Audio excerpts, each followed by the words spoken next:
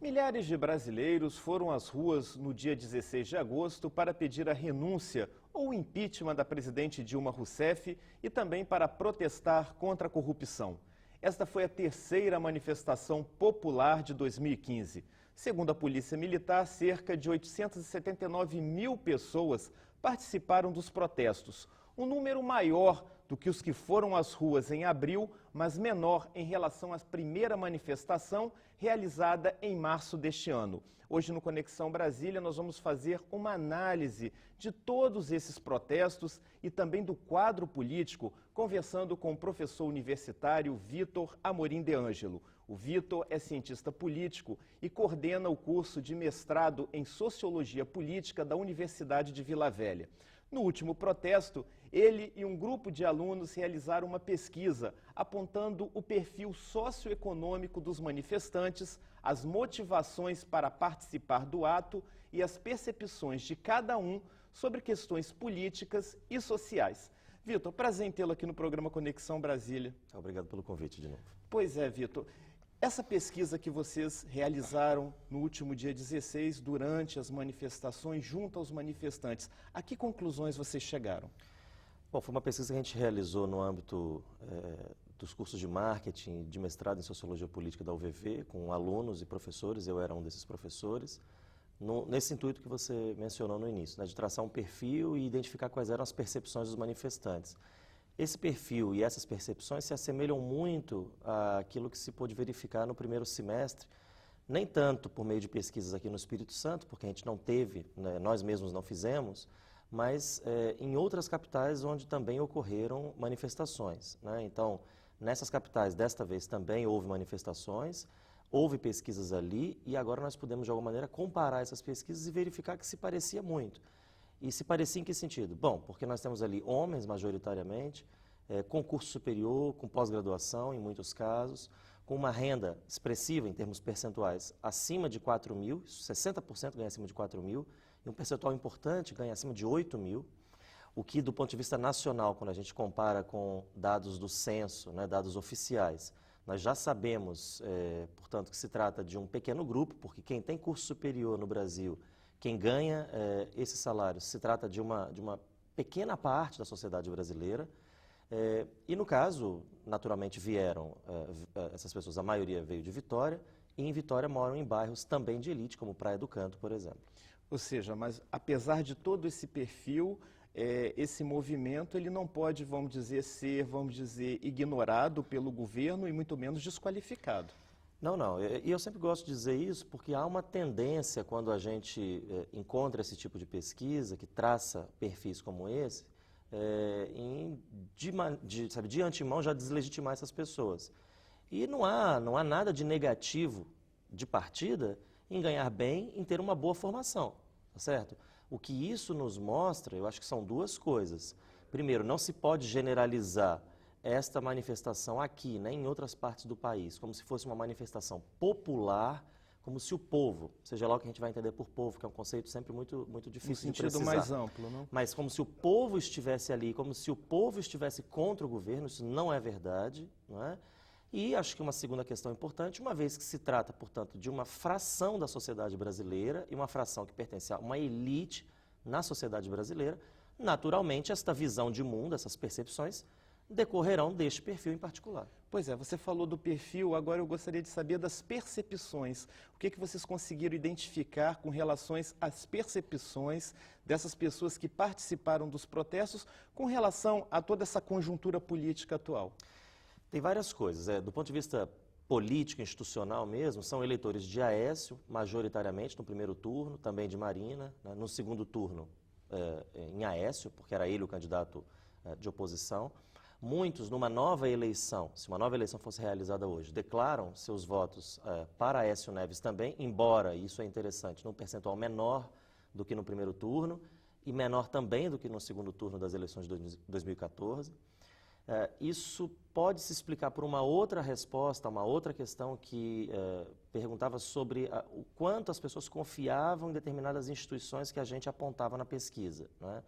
Então, essas instituições claramente identificadas com o regime democrático, então, partidos políticos, o Congresso Nacional, a Assembleia, Câmara de Vereadores, Prefeitura, Governo Federal e Estadual, eram pessimamente avaliadas, né?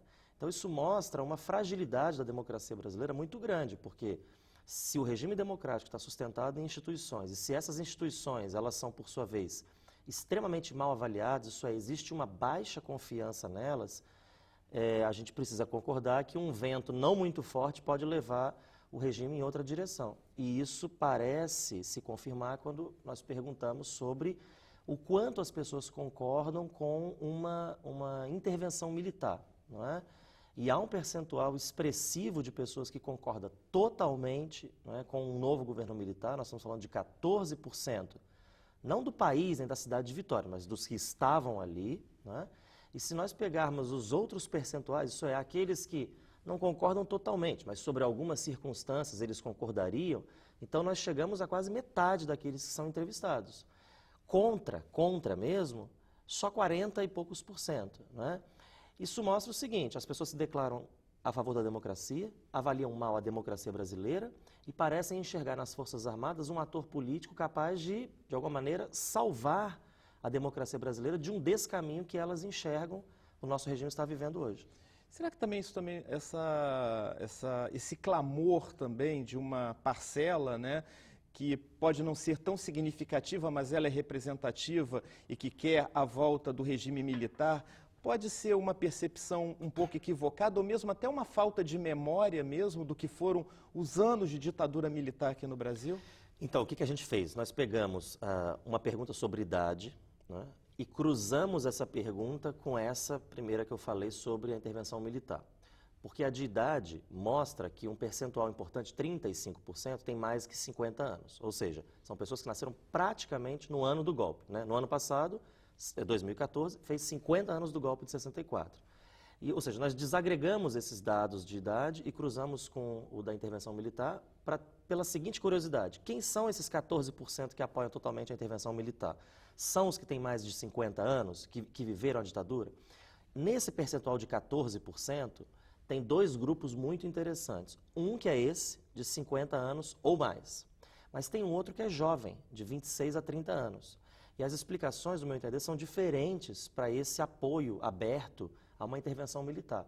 Esses de 50 anos, possivelmente têm uma memória muito positiva da ditadura e entendem que se uma ditadura, enfim, acho que talvez não seja a expressão, porque elas não estão pensando num regime ditatorial. Elas têm uma visão positiva sobre os militares e o governo militar.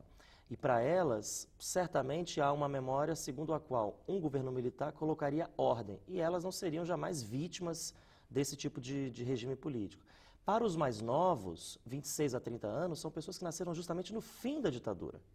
E a explicação aqui parece ser que a memória delas não está associada a alguns descaminhos, por exemplo, ligados à tortura, ao desaparecimento, a casos de violação de direitos humanos, que vêm ser revelados agora, por exemplo, no relatório da Comissão Nacional da Verdade. Então, acho que a questão então é explicar como é possível uma parte da sociedade brasileira ignorar iniciativas oficiais de investigação e reconhecimento da parte mais deletéria do regime militar e apoiar uma volta dos militares ao poder. Agora, com relação à avaliação das instituições, né, como a justiça foi avaliada nessa pesquisa que vocês realizaram? Eu achava inicialmente, né, eu fui a campo, eu estava fazendo entrevista, eu achava que a justiça seria bem avaliada, né, porque uma vez que muitos ali estavam manifestando contra a corrupção e que juízes, por exemplo, como o Sérgio Moro estão tendo um protagonismo no combate à corrupção por meio da Operação Lava Jato, a minha primeira impressão é que a justiça seria bem avaliada, e não foi.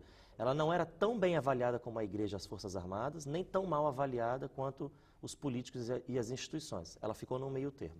Agora, Vitor, nós tivemos a informação, quer dizer, segundo dados da Polícia Militar, cerca de 870 mil pessoas participaram de todos esses protestos em todo o Brasil. Aqui em Vitória, foi estimado em torno de 30, 40 mil pessoas, né? E a indicativa é de que foi maior do que o protesto realizado em abril, mas menor do que foi realizado em março de 2015. Na sua avaliação, na sua percepção, esses movimentos, de uma certa forma, eles perderam força e qual a tendência daqui para frente? Eu voltaria àquela primeira pergunta sua, quer dizer, esse perfil socioeconômico, ele deslegitima? Não. O fato de ser menor do que março deslegitima? Não. Ainda é muita gente. Você arregimentar 1 milhão de pessoas no Brasil não é pouca coisa, ainda que tenha sido menor do que março e maior do que abril. Uhum. Ok, nós vamos para o intervalo e voltamos a seguir com Conexão Brasília, que hoje recebe o cientista político Vitor Amorim de Ângelo para uma análise de todo esse quadro político brasileiro. É um instante só.